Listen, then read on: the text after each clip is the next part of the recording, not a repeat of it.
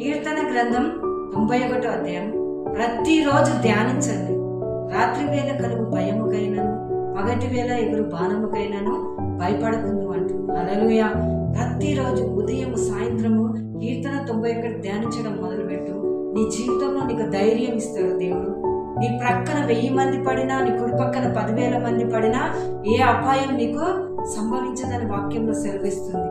ఎన్ని అపాయాలు నీ చుట్టుపక్కల ఎలాంటి రోగం సంచరించినా, ఎలాంటి భయం సంచరించినా, ఎలాంటి పరిస్థితులు సంచరించినా నువ్వు భయపడలేవు. ఈ యొక్క వాక్యం ప్రతిరోజు ధ్యానిస్తూ దీన్ని నమరేస్తుంటే నీ ప్రతి విధమైన భయం తొలగిపోతుంది. నీ జీవితంలో దేవుని మేలులు చూడడం మొదలు పెడతావు. ధైర్యంతో దేవుని కొరకు బ్రతకడం మొదలు పెడతావు.